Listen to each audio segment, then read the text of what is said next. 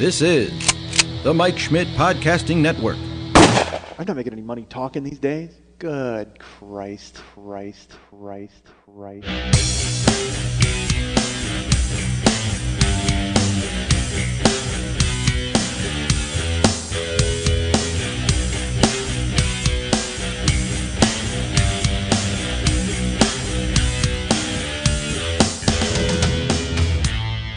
I'm a dick, folks. I'm not gonna lie to you. Still am. I guess I am a decent guy because I'm a fucking jerk, and I'm not a jerk. Apparently, I'm a dick. I'm not an awful guy, but I've done so much ridiculous stuff. I'm an awful guy. Hey, what's happening? Mike Schmidt, 40-year-old boy podcast, and I, folks, am pre-approved for a new Visa and a new MasterCard. That's right. That good news came in my mail today. And when I say that good news, I don't mean the good news courtesy of the Watchtower or men on bicycles with ties. No, I don't mean that sort of good news. Nobody tried to call me and give me the good news regarding the Lord, unless it's the Lord of Credit, because that's what I received, folks. I'm pre-approved, I should say, for a new MasterCard and a new Visa. And so I opened up the envelope furiously, rifling through, and there was lots of papers and X's for me to sign. And I can tell you that going through it, I turned the envelope upside down and I shook it, and I shook out the papers. No Visa and no MasterCard in the envelope.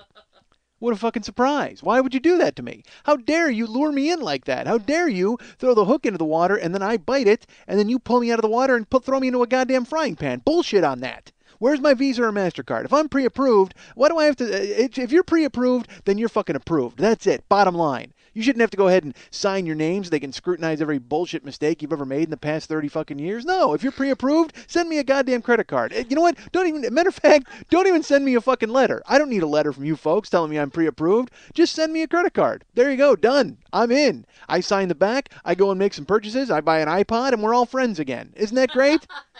That works out perfectly. So please, if you're going to pre-approve me for anything, don't pre-approve me and then have some bullshit thing that I got to sign and I got to write down where I've worked and lived. Nobody cares about any of that information. If I'm pre-approved, give me a goddamn credit card. Done. Take a tip from the other 10 people who've sent me credit cards. Things are working out great with them, I think. I don't know. I haven't heard from them recently. Things are going okay. They get their money. They're fine. They stay off my back. Although I'm very much like when a dog runs on a chain and it snaps back because the chain that's where I'm at with my credit. That's where I'm at right now.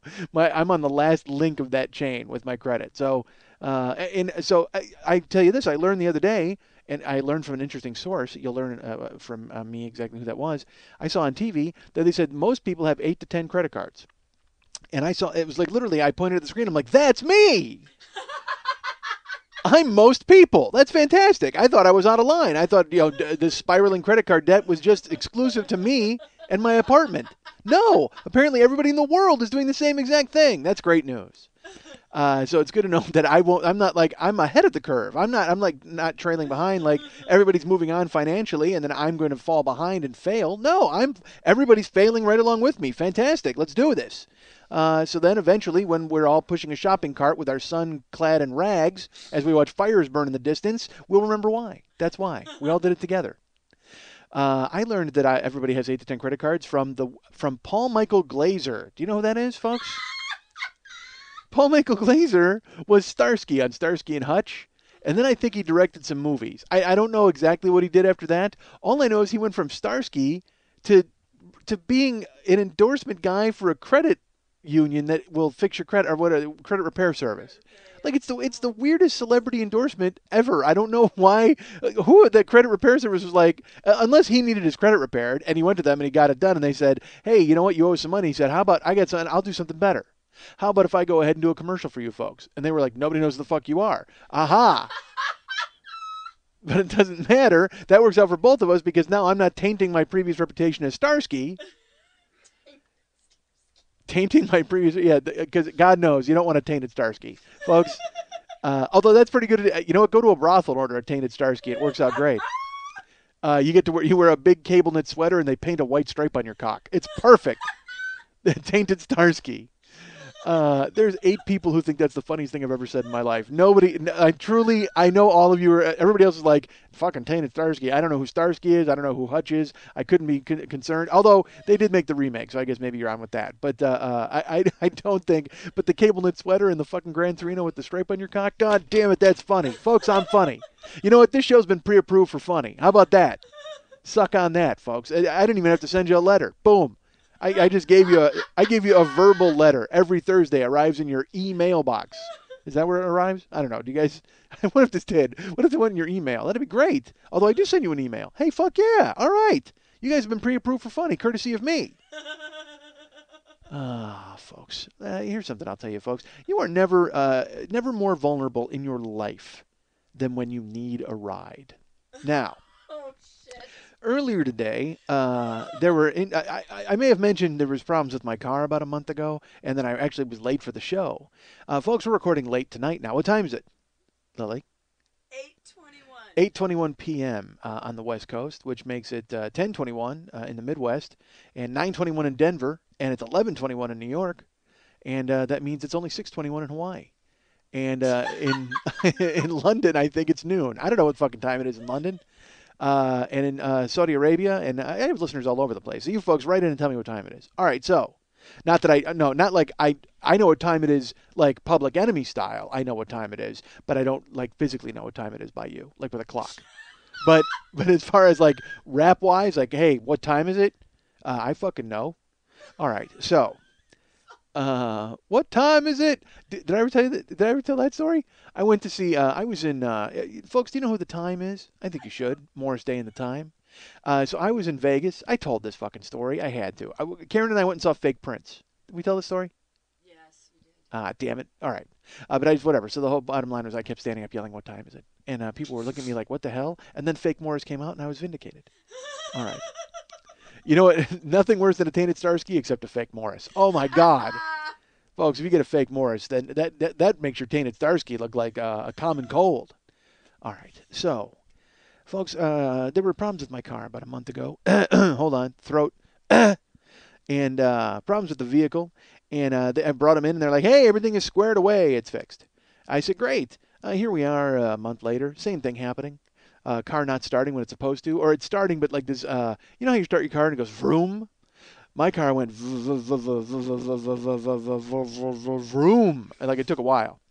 My car actually went va-va-va-voom when I started it because it saw a girl from the 50s and wanted to fuck it. All right, so fuck her. She's not an it. My car's an it. All right, so I wind up getting my car. I know I have to bring it to the dealer because last time I waited and I was like, you know what? I'll bring it to the dealer on my day off when I have nothing to do, and I wound up stranded at the bank. And then riding in a tow truck with a guy who tried to bomb me for money. So that's what happened then. So this time I was like, dude, fuck it. If your car starts in the morning, you've got to take it to the dealer and just leave it there. Like you can't turn it off.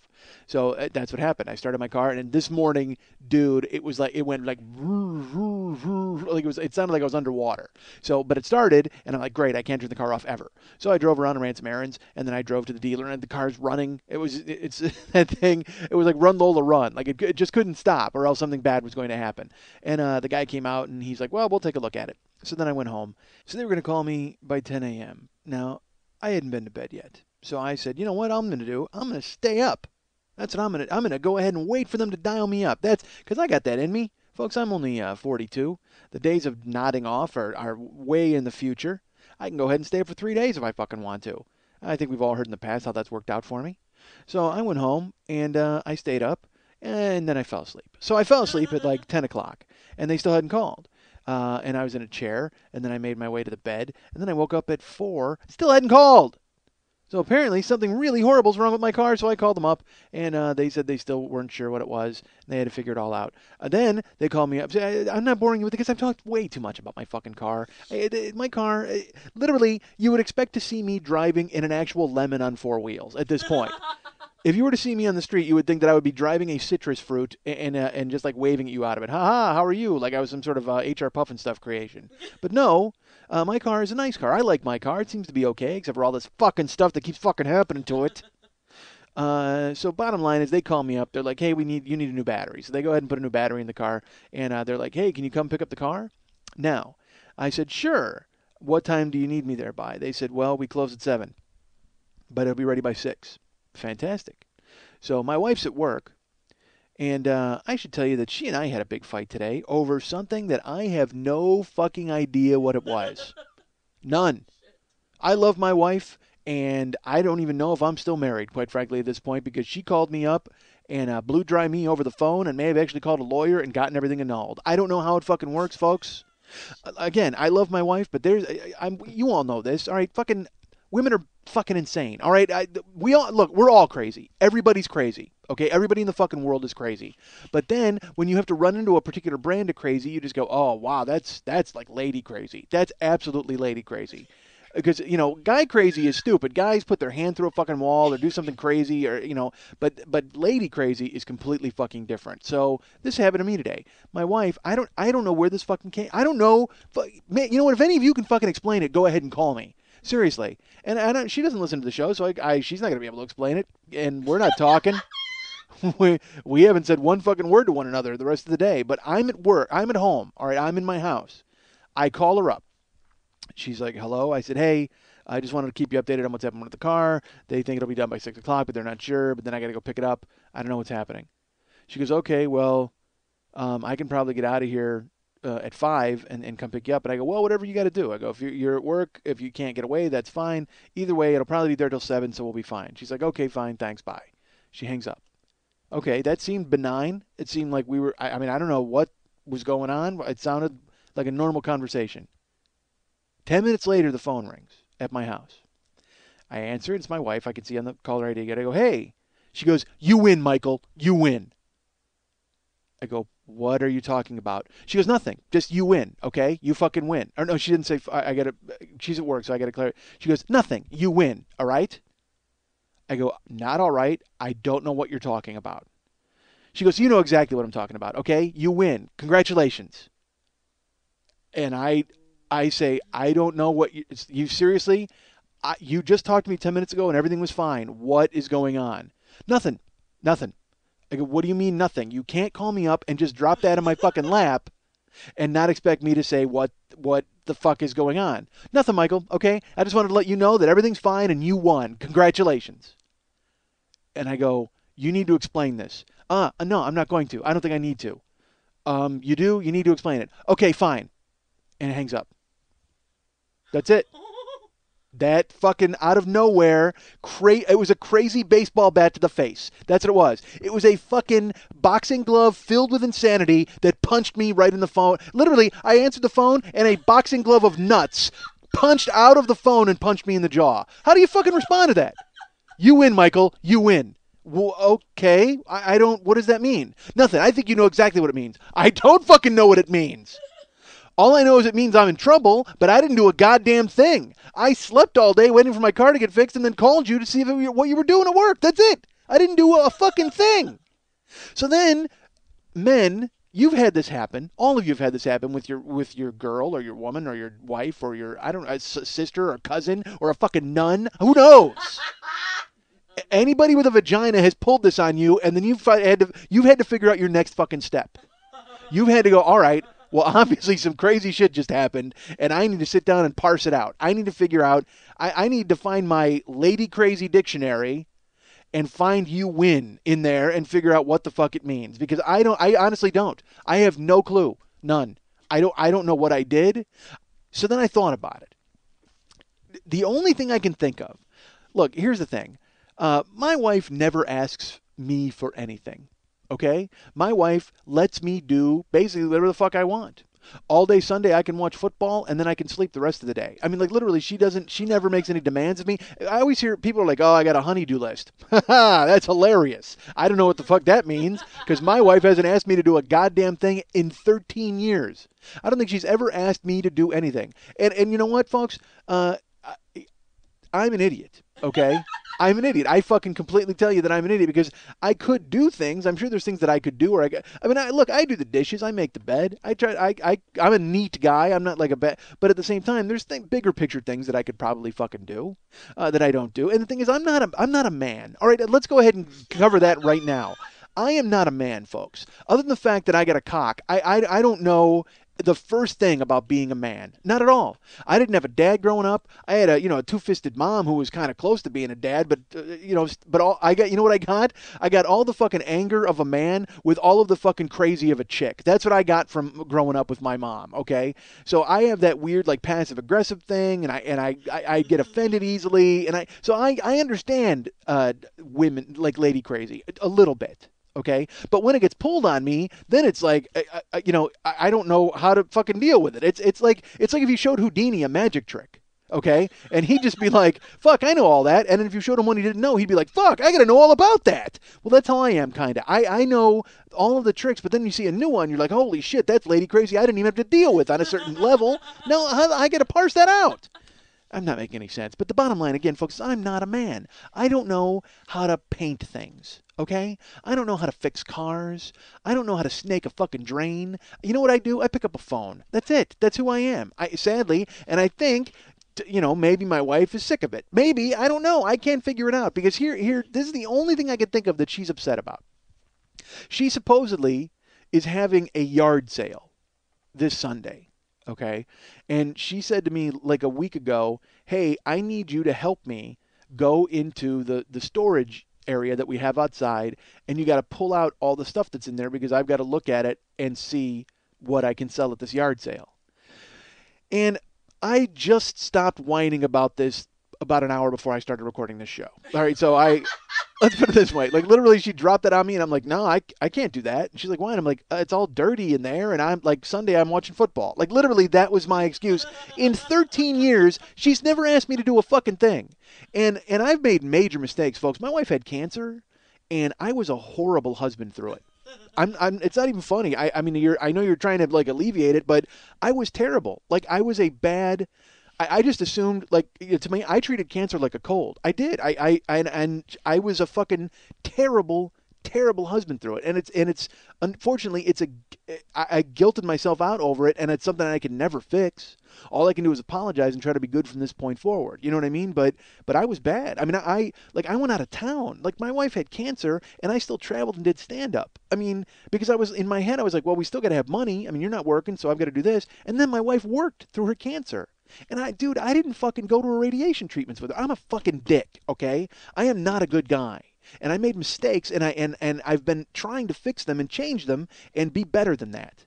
And so now I'm mad at myself because, again, the only thing I can think of with this "you win" is because of she wanted me to help her clean up the storage area. And again, I whined like a fucking pussy about it. I mean, like, who the fuck? Dude, go pull the camping shit out of the fucking storage area. You know what she's selling? She's selling camping shit that I won on a game show. That you remember the My Generation game show where my fucking gut flew out after I crushed those dudes? Yeah, I won a ton of camping shit on there. And it was, again, useless bullshit because I'm never going camping. You know why? Because even if my wife wanted to go camping, I'd be like, "Oh, it's dirty. I don't want to go camping," because I'm a fucking loser, folks. I am a jagoff who doesn't do one thing for anybody other than himself. That's it. I'm a selfish fucking jagoff. That's it. That's it. I can't explain it any further than that.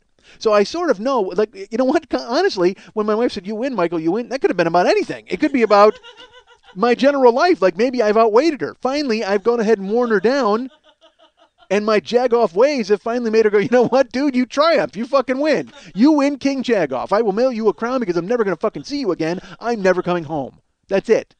I'm not, I've fucked up, man. I have made huge mistakes. And I don't know why I'm telling you. You don't fucking care. You want a funny show. But I'm telling you right now, just I guess in an honest fashion, that I know I'm a prick. And I know I've done things incorrectly. My wife has never asked me for anything in my fucking life. And then she asked me for, like, one thing out of the blue, some simple thing. Literally, she didn't say, "Hey, build me a storage unit," or, "Hey, set up this yard sale." All she said was, "Take the shit out of the fucking store." All I had to do was pull it out and put it on the ground, and she would sort it and do whatever the fuck.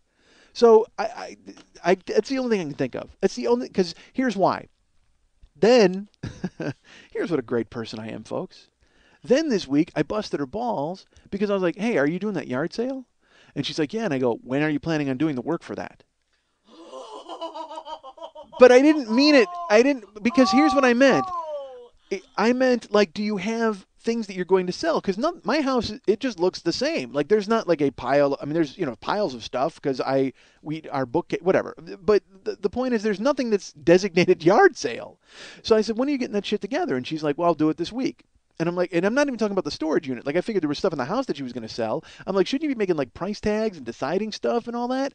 And she's just like, no, I'll take care of it. Okay, well, it was Tuesday. So, I mean, you're planning on doing this Sunday. When are you planning on getting it all done? Like, I don't understand it. And I guess I said that sort of as a way to say that was my pussy way of going, hey, let's do that storage unit as soon as possible, even though I don't want to do it. Like, it's passive aggressive. I can't, folks. It was warfare. It was psychological warfare is what it was. Because I was saying to her basically, hey, because she dropped that in my lap about doing the storage area, and I was like, it's the same principle as, hey, what time do we have to leave tomorrow morning? 10 a.m. Okay, get me up at 9:45 so I can throw some water in my face, and then we'll get out of here. Okay? It's that principle of I'm going to take every minute I can for myself, and then when it's the bare minimum I can give you, I will give you that. So that was the same principle I went with this, where she's like, hey, I need you to help with the storage unit. And I was like, really? Well, when are you going to get the price tags done? And when are you going to get the other stuff done? Am I going to get, like, literally, I fucking dumped a garbage can full of work over her head in the hopes of putting off the fucking storage area. Because I wanted to say to her, hey, once you're done with all of your work, then I'll happily do the storage area for you. Because I'm betting, I'm pushing all of my chips into the center of the table, betting she will not get her stuff done, which means I will not have to do the storage area. Does that make any sense? It's just psychological warfare. It's just horrible. This is the shit you do when you don't have kids, okay?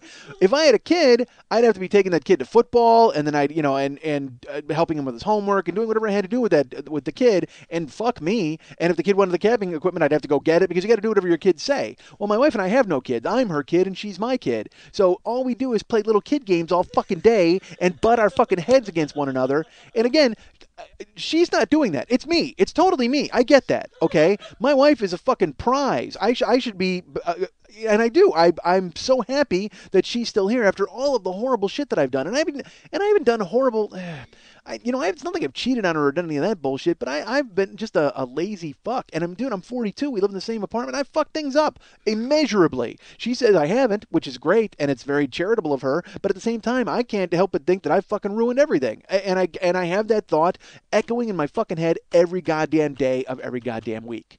Now, with this bullshit with the storage, but I'm telling you, that's exactly what I did. Was I was like, well, once you get all your work done, then I'll go ahead and do the storage area, and putting it all back on her again, putting the onus back on her in my head, hoping she wouldn't do what she had to do, and then I wouldn't have to do what she wanted me to do. So that's the only thing I can think of about how I got you in, because she's doing this yard sale with these women she works with, which is great, and they're all in for it. They're ready to do it, and they're all excited, and she's like, this girl's doing this, and she's doing that, and Karen's bringing this, and I'm like, that's exciting, that's great. Once you get all your stuff done, let me know, and then I'll happily get the stuff out of the storage area. And the only thing I can think is that at her work, they canceled the yard sale, or they came to her and they said, hey, when are you going to get all your stuff? I mean, I can't even imagine. That's the only thing I can think of recent vintage that I would deserve. You win, Michael. You win. That's the only thing I can think of that I did. I don't know. I got no idea. So basically, folks, rest assured that I'm fucking everything up. Okay? That's all I'll tell you. Rest assured that I am making a fucking mockery of my life, and I continue to spill it on this goddamn podcast for you to listen to. And Jesus, I hope you laugh at some of it. Although this hasn't struck me as particularly funny the past fucking 15 minutes of me talking about what a horrible person I am. That's the kind of baggage I bring around with myself, folks. And it's funny, I'll hear from people that be like, wow, you're so honest. And I'm like, yeah, but unfortunately, I'm not honest about anything good. You ever notice when people say you're honest, it's because you're talking about what a dick you are? You know what I mean? Like, nobody wants you to be honest about them. Like, if you went up to them and you're like, hey, you're a fucking cocksucker, they'd be like, whoa, why so honest? But if you tell people what a fuck up you are, they're like, wow, you're totally honest. That's fairly refreshing. But I would never engage in sort of business partnership with you because you're a fuck up. I mean, let's face it, you've just told me honestly all the mistakes you've made. And but if you tell somebody else, if you're honest to somebody else about them, they don't want anything to do with it. But if you're honest about you, everybody's like, hey, that's awesome. So hopefully you respect my honesty. If nothing else, I hope you respect. I mean, you can see past all of the horribleness and the self-hatred, and you realize, you know what? Honesty counts for something, right? It's certainly. I've been told it's the best policy. So I don't know if that means anything in podcasting or if that means anything in an entertainment show. Honesty is always important, I suppose. I could make stuff up. I could make up some ridiculous story if you wanted me to about me going to the store and meeting somebody. I guess I could do that. But instead, wow, how terrible was that? What if I made up a story about me going to the store and meeting somebody?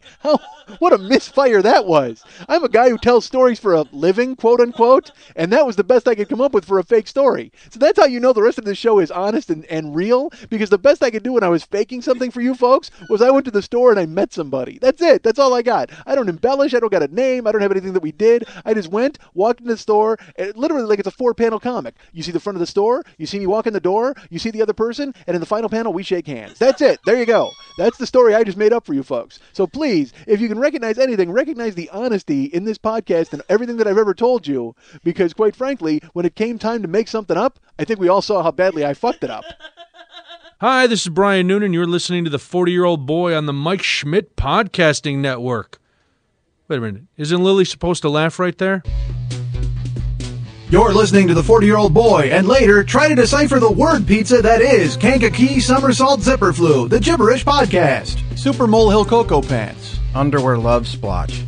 Winky Cindy Poppin' Wash. Wembley Hoop Hop. Alabama Nonsense Handycam. Nickel Swart Santana Wilson.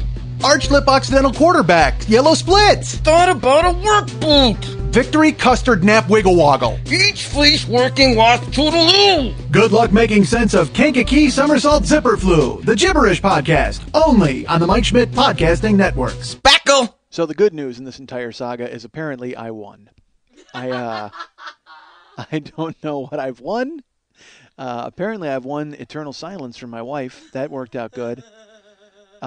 Because then my car, so after I get the fucking lady crazy bomb dropped on my head via the phone, the boxing glove of nuts punched me in the face.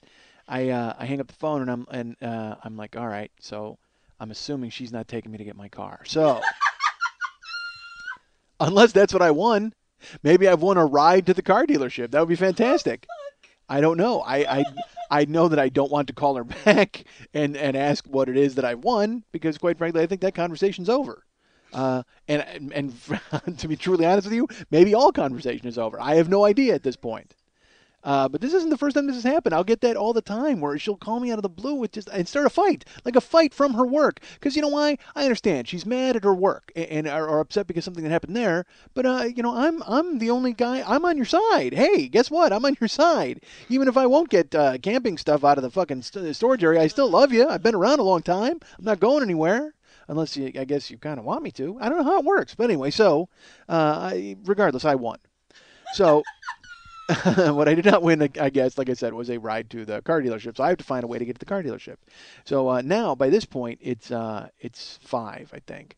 And the car will be ready at 6.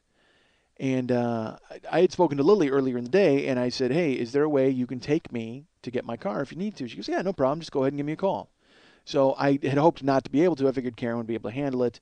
But again, after she and I had a falling out, and by she and I mean she had a falling out and I took the brunt of it, I, again, still don't know. I sort of know. I guess I know if hell, the last 15 minutes, I've told you reasons why she could go ahead and be pissed off at me. So I guess I sort of know. It's just I didn't see it coming. It came out of the blue. So I figure, all right, well, I'll call my friend Lily. So I call Lily. And she's like, oh. And I said, hey, could you do me a favor? Could you, I need you to come pick me up and take me to get my car. Now, I should tell you that the car dealership is only like 5 miles from my house. Okay, it's not like it's a huge trek. I mean, it's close. And so I said, Lily, could you pick me up and take me to my house, and then I'll just follow you and we'll go to the show. And she said, no. I did not. I said, what? And she said, what time do they close? I said, they close at 7, I'm pretty sure, but they said the car will be ready at 6. And she said, well, I mean, do you really need me to come? Like the second the hemming and hawing starts, because there's nothing worse than asking for a ride. Okay, it's like. And you know what? I didn't even want a fucking ride to the airport. I mean, like, I understand if you ask for a ride to the airport, people get that weird, I don't, I'm sorry, and then maybe, well, unfortunately, my dog is sick. I mean, everybody's got all sorts of fucking excuses when they don't want to take you to the airport. Or if you ask somebody to help you move, it's the same fucking principle where they're just like, dude, I help you move. I don't even want to get a fucking sleeping bag out of my storage unit. I don't want to help you move. So I'm very familiar with all the attitude and the feelings that way, but I had already cleared it with pre-groggy Lily that she could come pick me up if she needed to. And then when I needed her to, no, she fucking bails on me, dude. I'm sitting in my house and she just goes, nah, I can't do it. I can't help you. And I'm like, what? And she's like, well, if you need a ride later, just go. Yes, that's exactly what I will need, is a ride later when they're closed. And so I immediately, I'm weird asking anybody for a favor or anything like that. And again, this shows you, unfortunately, the exhaustive list of people I can call. I got 3 people I can fucking call. I called my wife. She's not doing it. I called my buddy Kurt. He didn't answer his phone. I called Lily. She was my last resort. And I got this weird, and again, the second the dance started, I'm out. I want nothing to do with the dance because I'm embarrassed enough having to ask you to fucking do this for me. So I immediately just went, all right, no, it's no big deal. You don't have to worry about it. She goes, are you sure? I go, yeah, it's fine. Don't worry about it. Because again, I'm a martyr, folks. I'm like a horrible, again, that's part of the lady crazy I got from my mom. I got the weird, no, whatever, I'll do it. No problem. Like that weird fucking chin up bullshit that, isn't going to accomplish anything except get you fucked in the long run because you're not going to get done what you want to get done. So I just, and she's like, are you sure? I said, yeah. She goes, all right, well, call me later if you need something. And hangs up the phone, completely dismisses me out of hand. So it's good to know that I've got her on, she's got my back whenever I need anything in the future. So now I don't know what the fuck to do. I'm sitting there, I'm like, all right, well, I could walk. I guess I could walk 5 miles, and I could make it. You know what? I hear you scoffing on the other end of these fucking headphones, but believe me, I could fucking make it. Because I've done it before. Karen and I, one time, oh boy, I might have even talked about this. We were at Denny's, and believe me, there's no better place for a fight than Denny's. There's nothing more white trash than 2 people having it out over a plate of chicken fried steak. Believe me, there is nothing more fucking attractive to the Hispanic people who are sitting around you than 2 white people who are fucking staring daggers through one another while moons over my hammy gets cold.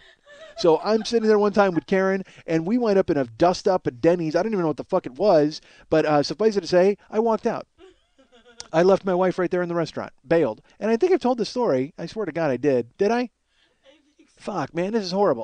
Folks, this is it. Year 2's over. Year 2's done. I have no more stories. I got nothing else to tell you folks. Everything I tell sounds vaguely familiar in my fucking head because my head's a goddamn echo chamber of shit that I've talked about at one point or another in my goddamn life. And the only time I talk to people is on this fucking show, so then I figured that I must have told you everything. And it turns out, you know what? I fucking have. I've told you everything. I got nothing for you. It literally, I'm on fucking fumes, folks. Show 28. I got 24 more of these to get through year 2. That's not going to fucking happen. 24 more goddamn hours? That's a full day of talking. Try that sometime, folks. Try that. Get up at 6 a.m., put on a pot of coffee, and talk. And talk the rest of the fucking day until 6 a.m. the next morning. And see if you can pull that off. Because that's what I got ahead of me for the next fucking 24 weeks. And I don't see it fucking happening. I got 6 more months of this. Really? 6 more months of fucking bringing you guys stories? I'm repeating myself now. I think I'm telling you a story that I told you in the beginning of this motherfucking show. Jesus fuck. This is awful. This is goddamn awful. What? No, you told a different story where you walked from the car. You got out of the car.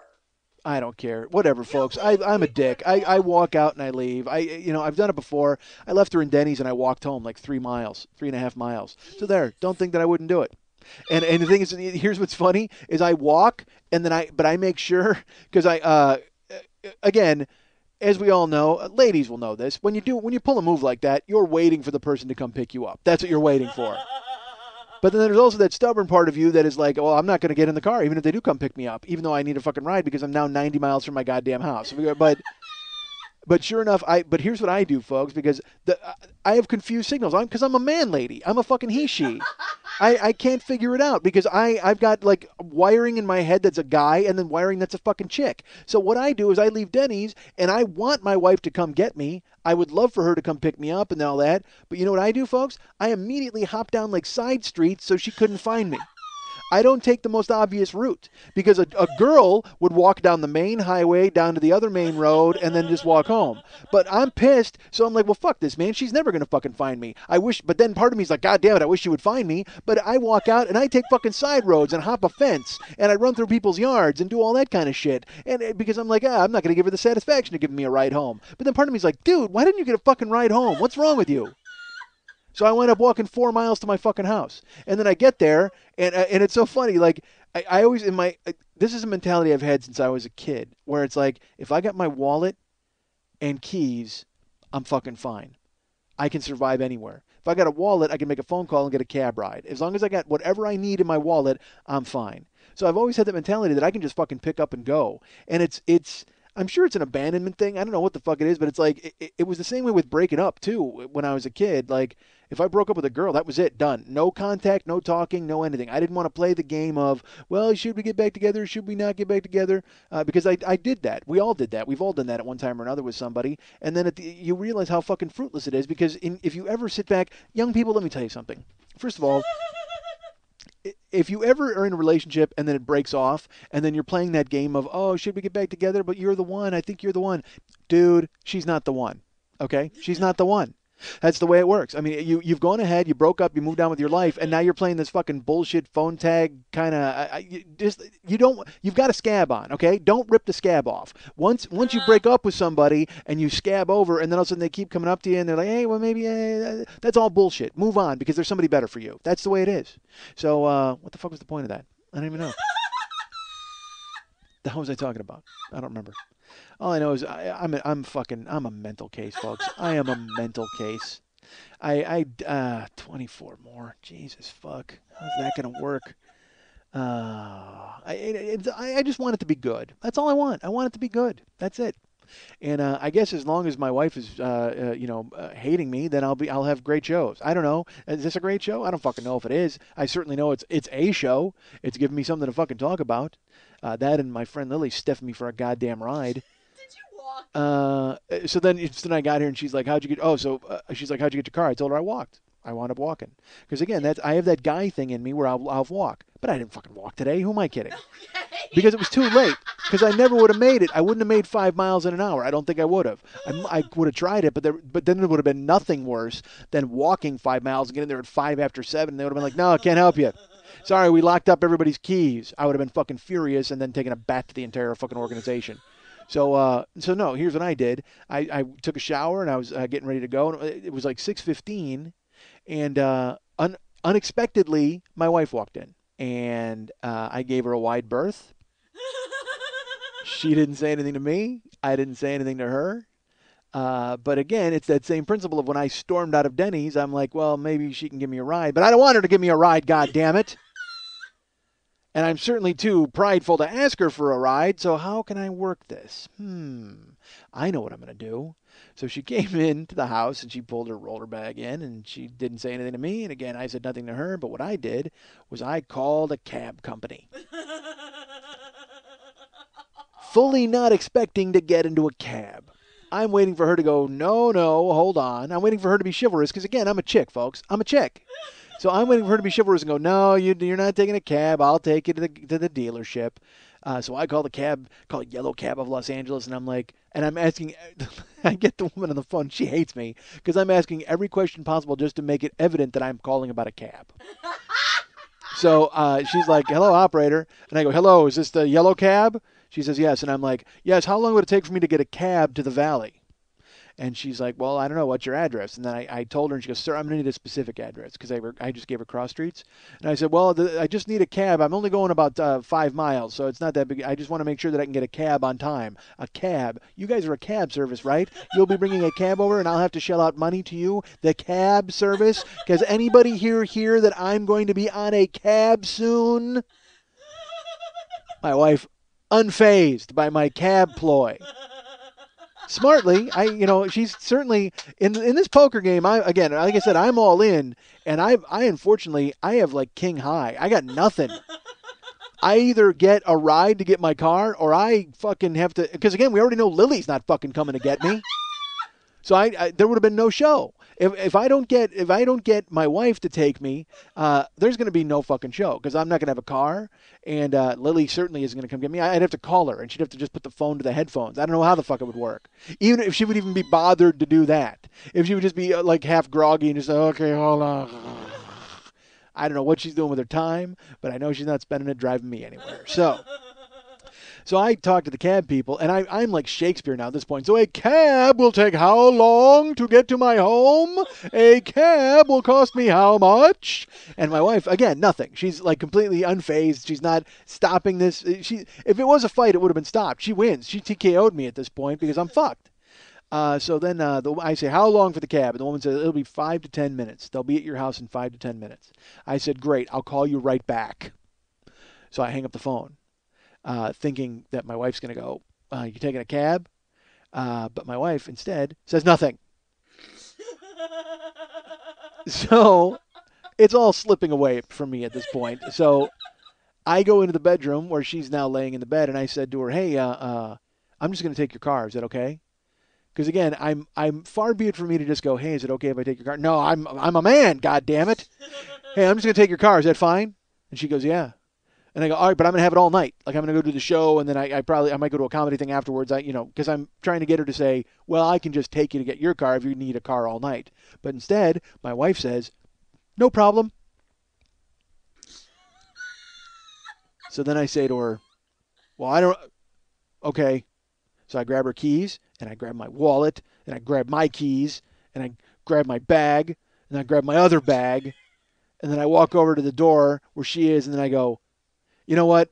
I don't think I want to take your car for the whole night. That doesn't make any sense. So do you have any interest in taking me to get my car? Still asking for a favor, of course, but doing it in the manliest, stupidest way possible to try still be as macho and pig-headed as I still could possibly be.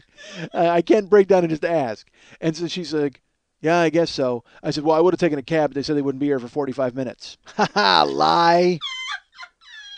But it was like as if she didn't hear me ask about the cab 100 times. I still had to rub the cab salt into the no wound because she has no wound. I'm the one who's wounded. So I grab my stuff and she grabs her keys and we go to her car and we leave. And she drives me to get my car. Not one word exchanged.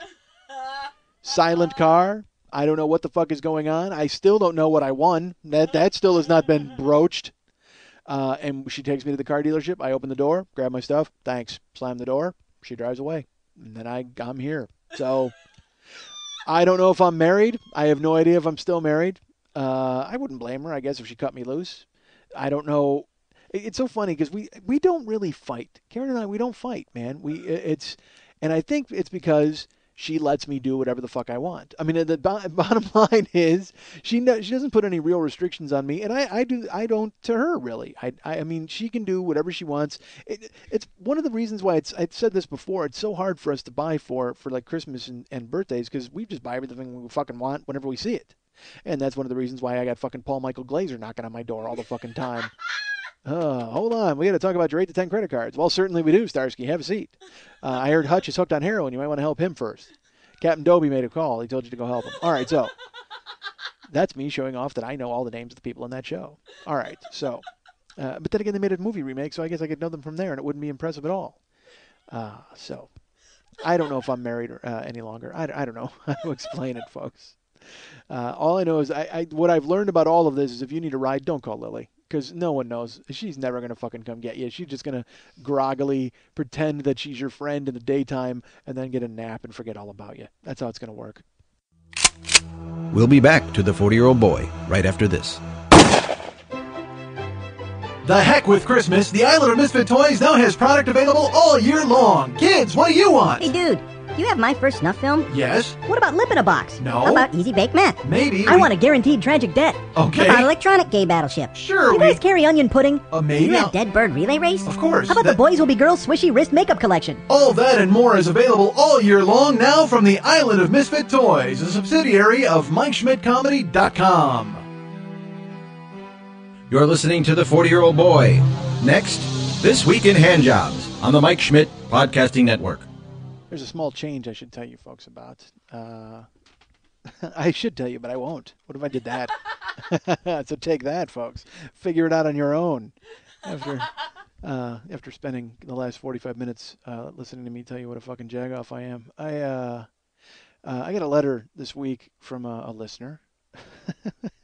Sounds so stupid to say. Sorry, that made me laugh. I got a letter from a listener. Whatever, some guy bought a shirt. He bought a Skullpie shirt, and he got the shirt in the mail and loved it, except for the fact there was nothing on the back. Now, if you folks are familiar with the Skullpie t-shirt, and why wouldn't you be, as I have beaten you over the head with it for weeks and weeks, it is a shirt where on the front there's a young little Schmitty, and he's eating pie out of a skull. And on the back, there's the phrase, "I'm going to eat pie out of your skull, ... which we all know means you fuck, because that's what I said in the actual show. But I thought I would not sell as many shirts if I had a profanity lurking. So instead, it says, "I'm going to eat pie out of your skull." And then underneath it says, "The 40-Year-Old Boy Podcast, MikeSchmidtComedy.com." So that's on the back of the shirt. The front, again, awesome, because it's little Schmitty, and he's eating pie out of a skull. It's fantastic. I loved it. Fell in love with it when I first saw it. And then I put all that stuff on the back because, you got to kind of advertise the show. But I like little Schmitty on his own. But at the same time, though, once I've established that you need to have the writing on the back, you need to have the fucking writing on the back. And quite frankly, that's me thinking about you, the consumer. Because if you buy a shirt that's just got little Schmitty eating pie out of a skull in the front and nothing on the back, then people are going to come up to you and go, "Wow, what's that shirt all about?" Well, if you had it in its original form, you could turn around and just go, read that. Take that. You know what it means, 40-Year-Old Boy Podcast, and you're on board. But now you actually have to take time to explain to somebody. Who wants to talk to a fucking stranger? Not me. I know I don't. I mean, granted, I'm sort of talking to strangers every week when I put this show out, but I don't think we're strangers. Folks, I think we're friends. Although I don't know if this week's show is going to change that in any way or shape or form once you see what kind of a person I really am. I don't know. I don't know if my coming up with lady crazy is going to upset 50% of my audience. I have no idea. But if you look deep in your own hearts, you will know that I was true and right about what I said. Anyway. So nobody wants to talk to strangers. I guess that's the bottom line. So that's why the writing is on the back, because it advertises the show in addition to the cool thing on the front. Well, this person got a shirt in the mail with nothing on the back. Well, that leaves him in the lurch, because now he's going to have to talk to fucking strangers.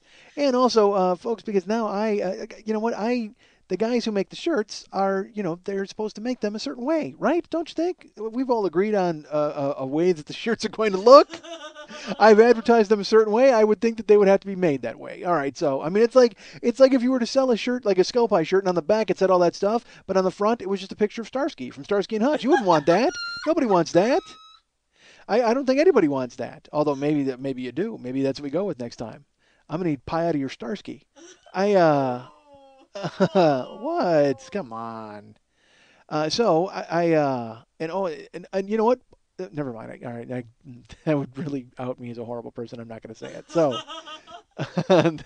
that's the dangers, folks, of saying whatever comes in your fucking head. Don't do it. You know what? Have a filter. If I can bring anything to you folks tonight, it's have a filter. Please don't say the first thing that pops in your brain. Okay, so I wanted to take care of this shirt thing right quick. I need to get a replacement for this guy. I need to do whatever I can for this young gentleman who's going ahead and purchase the shirt. So I contact the guys who make my shirts. Now, I must tell you, I'm not a good businessman, folks. In fact, I'm going to say I'm a terrible businessman. So I go to the website that sells my shirt, and it's completely different. It's not... I'll just tell you, it was lookatmeshirts.com, so I put in Look at Me Shirts, and I'm transported to the world of donkeytees.com. Okay, that's fine. I guess that means that Donkey Tees bought Look at Me. I don't know. All I know is I go there, and it's all of a sudden completely different, and I'm wondering, all of a sudden, I don't know if I don't know the guys who run it now. So I look for my shirt. The first thing I do is I look for my shirt. So I look at my shirt. There used to be a section for comedians on Look at Me Shirts. Well, I can tell you that on Donkey Tees, the shirts are under Coffee House. I don't know if that means my shirt is a hipster and wants to, write a folk song protesting the war. I don't know what that means about my shirt, but I know it's listed under Coffee House. So I'm like, okay, that's fine. So I go looking for Skullpie. I get to the page, and it still has my copy, and it has my links to the podcast and stuff. But then it has a picture of Skullpie, but no picture of the back of the shirt. Now, it used to have both. So now in my brain, I'm like, Are the new guys who run Donkey Tees just saving money by not printing the back of my shirt? That doesn't make any sense. But then I notice my shirt is $18. That wasn't the price I agreed upon with my shirt. My shirt's supposed to be like 20, and then it's going to go up incrementally if you order a 3X, and then they're selling hoodies for $26. I didn't fucking agree to sell a hoodie. Granted, it's a cool idea to sell a hoodie, but I never said you could sell a goddamn hoodie of Skullpie. Who wants a Skullpie hoodie? Maybe everybody, but I don't care. It wasn't on my agenda. Hey, Donkey Tees, what the fuck? So I immediately contact the guys that were my contacts, and I don't hear from them. So now I wonder if Donkey Tees just put a bullet in their head and put them on, 6 feet under. I have no idea. I don't know what the hard scrabble world of online T-shirt sales is like. Perhaps Donkey Tees just moved in like the fucking Gambino family and just planted a couple, and they were out eating pasta dinner. Remember in The Godfather when the war started and they showed all those front pages of newspapers? That's what I'm thinking about now. I'm thinking about all the front pages, and it's like, oh, and, literally the headline would be, "Look at me shirts now," and just they're like dead on a table with bullets in their head because the Donkey Tees guys sprayed them down in the never-ending warfare between online T-shirt companies. I'm waiting for the Cafe Press people to come in and murder the people from Donkey Tees. So anyway, I finally contact him, and the guy, I write him a long note because, folks, again, I'm not a very good businessman. Certainly, I've had to pay $800 to become a businessman. I'm a corporation now, folks. I should act like it. Maybe I should go visit the website where I'm entrusting them to sell my products maybe more than once every 3 months. Maybe I do that instead of just blindly putting links in all of my emails and posts every Wednesday thinking that they still fucking exist. So instead, I just go ahead and trust that everything's fine. That's why I'm the worst businessman alive. I trust everything's okay.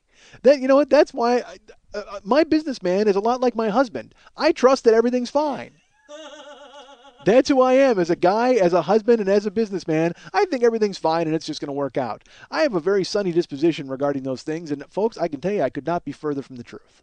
So I finally get a hold of the Donkey Tees / Look at Me Shirts guys, and I can tell you I'm overjoyed by the fact that they haven't been assassinated. First of all, it's good to know that the rough and tumble world of online T-shirt sales is not as rough and tumble as I thought it might be.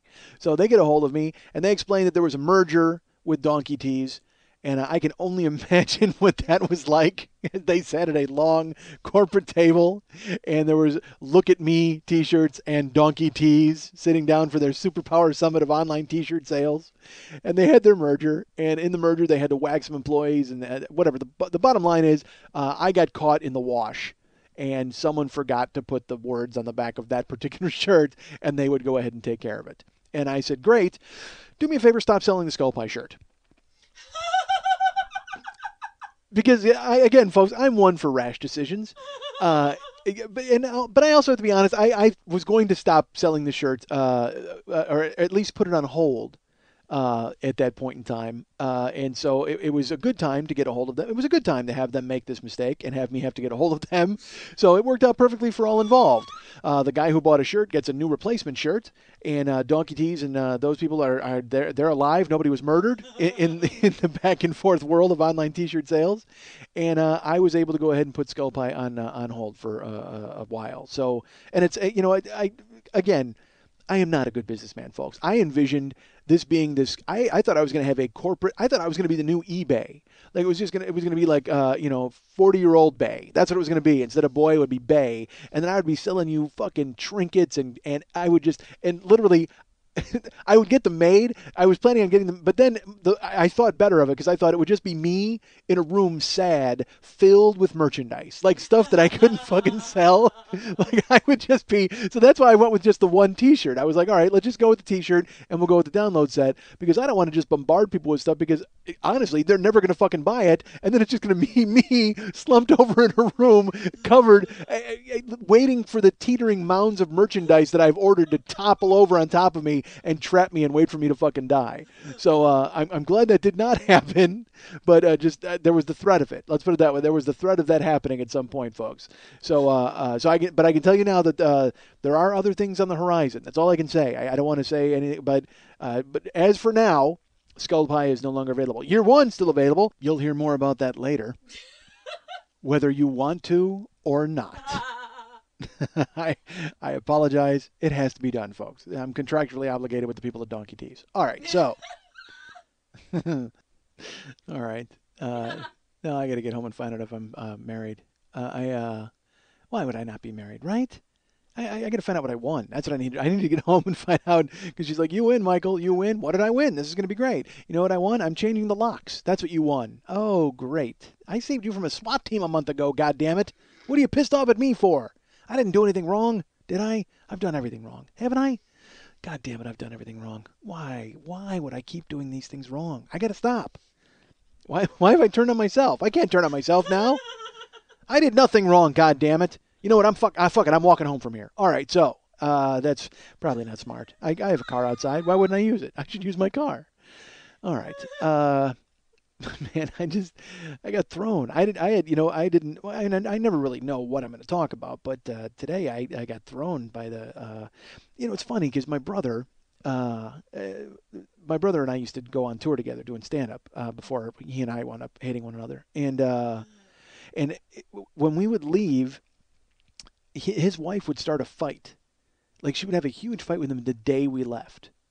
And I get it. I understand that was like a way of, it was almost like a way of saying, don't forget about me, or a way of staying in that person's mind. I mean, it's just, again, all psychological bullshit, folks. And it's all lady crazy. It's a way of controlling that person.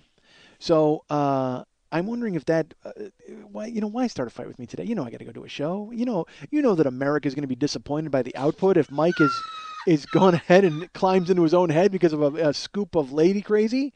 I don't know. So I don't know how to fucking make heads or tails out of it. So yeah, Lenny's wife used to do that all the time. And she would start fights like when we went out of town, and then I would have to hear it in the car. Like I would have to hear him doing basically what I did to you guys this show. What happened? What did I do? I can't figure it out. What could I have done? Dude, it's just lady crazy. Get over it. Nothing you can do about it. I mean, we need to just drive and to go wherever we're going and bore people with our acts. That's it. That's what we have to do. That's what I figured today. I was like, I just got to pick up my car and go and bore you people with this. But I couldn't help. I had to talk about fucking lady crazy. I mean, how do you just call someone up out of the blue? You win, Michael. You win. What? What did I win? What? I don't. Ah, shit. But you know what? That still, I guess that proves how much I still love her, because I still am willing to go ahead and be freaked out over this, right? Wouldn't if you weren't in love with somebody, wouldn't you just go, nah, I'm not playing this fucking game. You and your bullshit can tell that story walking. But instead, I'm twisting my guts out trying to figure out what the fuck I did. So that means that there's still something there, right? I don't know. I don't have any clue. There should be, there's still a spark, right? I can still warm my hands over the tiny spark or small flame that still exists between my wife and I, right? I mean, it's still there. It's just, and again, here's how bad I am. Like I said, I'm the chick, all right? Because my wife, she won't talk to me for 4 days. She won't. If I don't, because again, she came home and Jesus, why do I care? Why do you care? You don't care. You turned this off a fucking hour ago. You didn't have any fucking clue. You heard Tainted Starsky and you fucking bailed. You were like, I can't deal with it. You don't even know that I won, folks. You don't even know that I won, Michael. I won. You have no idea. And yet, you're still there, sticking around. Christ, I got to figure this out. All right. You guys can get me at mike@MikeSchmidtComedy.com. I don't know why you'd want to. Write me with advice. If ladies, tell me what I did wrong. And guys, I can't wait to hear your advice, because all of us are so brilliant when it comes to ladies. All of us think we know what's going on, and we don't know a fucking thing. Not a thing. You guys can get me at mike@MikeSchmidtComedy.com. You can get me at myspace.com/MikeSchmidtComedy. And you can go ahead and be my friend at Facebook.com/the40-year-old-boy, and follow me at Twitter. I'm sure I'll have plenty of time to Twitter in the next few days, as there will be nothing but rampaging silence in my house. Literally, this is what you'll hear in my house the next few days. That's the sound of me texting on my phone. That's the only noise that'll be in my house. Is my wife's in one room and I'm in the other. And just maybe I'll send her some texts. Hey, how are you? I am fine. What's going on? Please tell me. So follow me at twitter.com/the40-year-old-boy and watch my life fall apart. Watch it in print. You know what? Watch it fall apart in print. You don't have to hear it fall apart audibly. You can go ahead and read about it, too. That'll be great. Every single day when I'm not in your ears, you can go ahead and use your eyes to see exactly what's fucking disintegrating in my life. All right. And also, Lily Von Stupp is our friend. Hi, Lily. Hi. Hey, can I get a ride home? Yes. No, doubtful. Go ahead and follow Lily at, no, She's at Facebook. Yeah, facebook.com/Lily Von Stupp. And also, do not forget that you can go ahead and see the Monday Night Teas every Monday night at Santa Monica and Vine. Right? Santa Monica and Vine? Okay. The Monday Night Teas at the 3 clubs. Go ahead and check it out. Who's there this week? It's the birthday party of Miss Scarlet Letter. It's an evening of art. It's an evening of art for a birthday party for Scarlet Letter. So please go and check that out. That'll be a great show. Lily, are you dancing? I am to The Who's Pictures of Lily. Oh, Pictures of Lily. I remember that song. I didn't. Oh, Paul Goebel had a great idea and used that on his show when you were on. All right.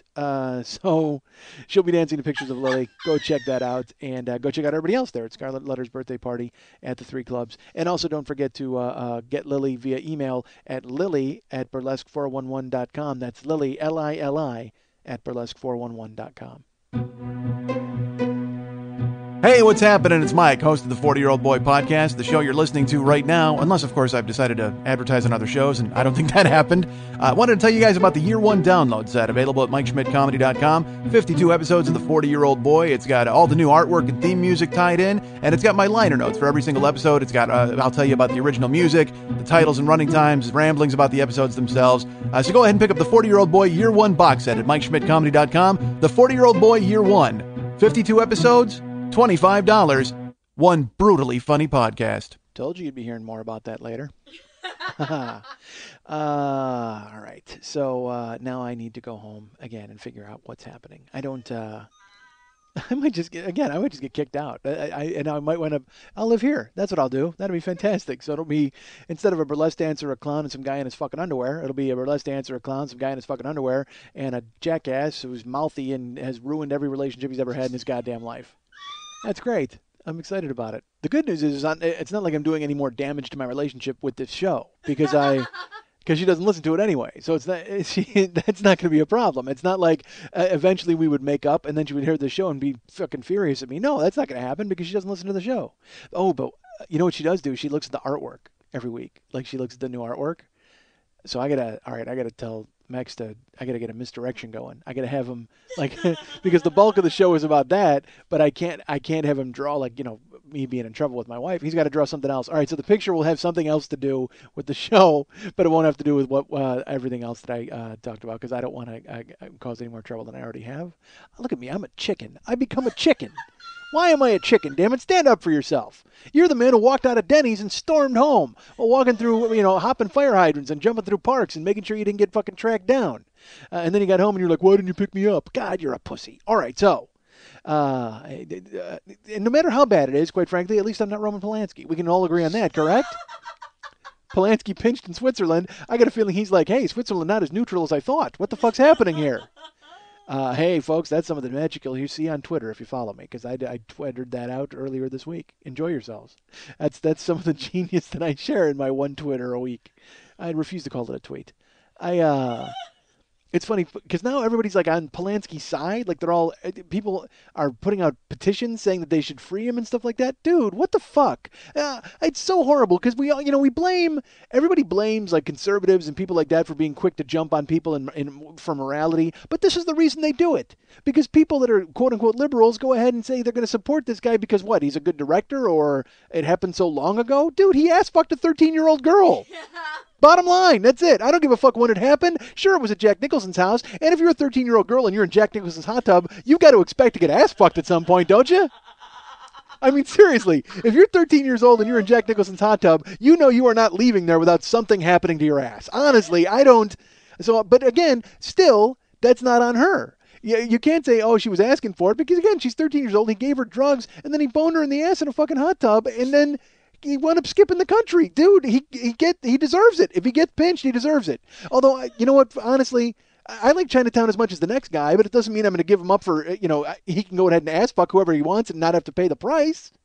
Although, you know what, maybe we get a solution right out of Chinatown. That's what we do. If you see Chinatown, Jake Gittes, they wind up cutting his nose off because he stuck his nose where it didn't belong.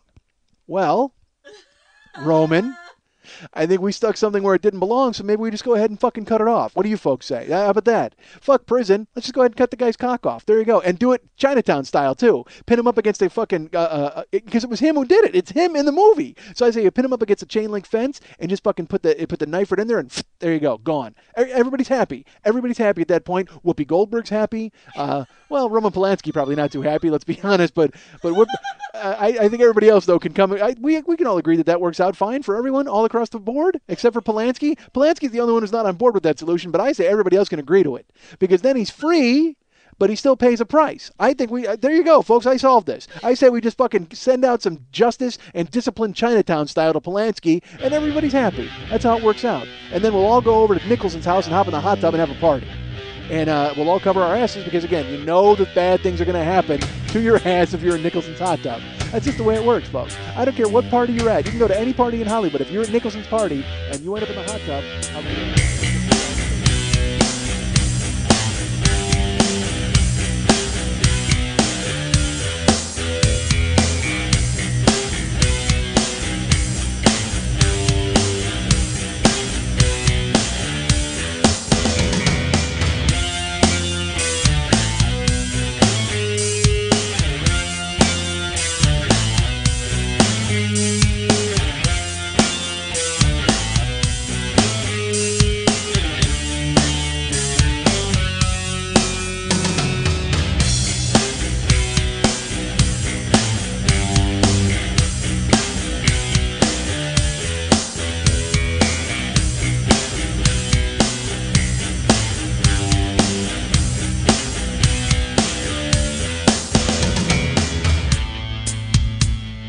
I'm a dick, folks. I'm not going to lie to you. I'm a decent guy because I am a jerk. And I'm not a jerk. Man, I'm an awful guy. I'm not an awful guy. I am not a good guy. But I don't think I'm a bad person overall. So, and go ahead and by all means judge that. I'm kind of a jag-off. I got no future. What am I talking about? But I am a jag-off. And I'm not a jerk. I'm a nice guy. It's just, I guess I have jerky tendencies.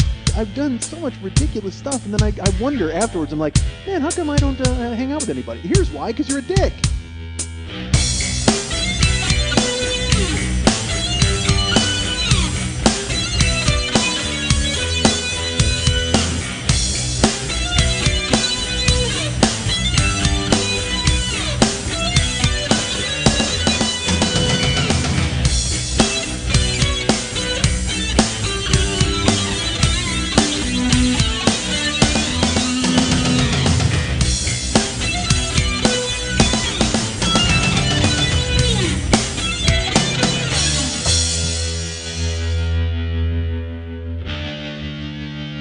You're finished. You're finished. You're finished. You're finished. You're finished. You're finished. You're finished. You're finished.